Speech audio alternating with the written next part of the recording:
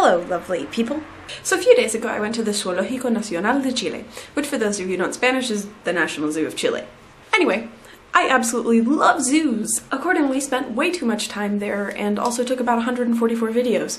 So without further ado, random videos of animals at the zoo. Yeah! Well, they had a lot of really neat animals that I hadn't necessarily seen.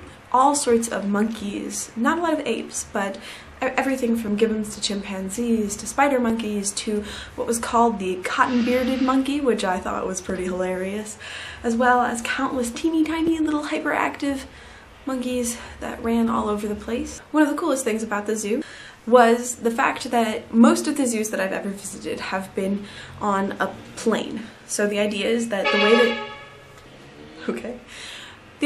way that you view the animals is basically from eye level or looking up. Because this zoo is located on the Cerro San Cristobal, which is Santiago's largest hill, most of the zoo is actually vertical. So half the time you were viewing animals from above. Or, like my favorite exhibit, which was an aviary, you're viewing them from all over everywhere while getting these fantastic views of Santiago. Really, I spent way too much time in that aviary, but there were all sorts of incredible animals like peacocks wandering around and red ibises and albino peacocks, and my favorite, not only because it had the best haircut of any bird ever, actually plumage, but also because it spent about 10 minutes chilling out eating apples about 2 feet away from me with nothing in between me and it. It was called the tuoco verde, because it's green and I guess a tuoco? Yeah, I don't know. But honestly, I have probably 10 minutes of footage of just that. The aviary was neat because there were birds above you, right on your eye level, and below you. It was cool because of that, but it also was made a lot more difficult to find the birds. Half of the footage that I have I can't use because it looks like a bunch of trees with maybe a splotch of feathers in between.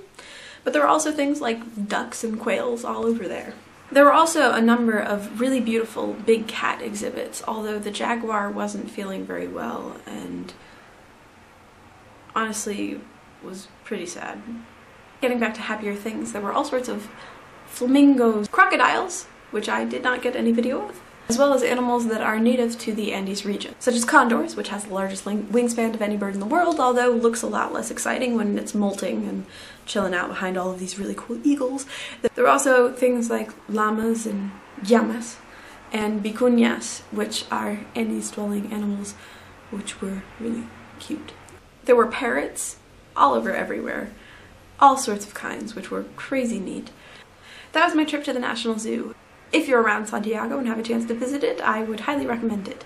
If you have a student ID, Monday through Friday, it only costs 1,500 pesos, which is the current exchange rate of about 475 pesos to $1 US. In US dollars is about $3, $3.25-ish.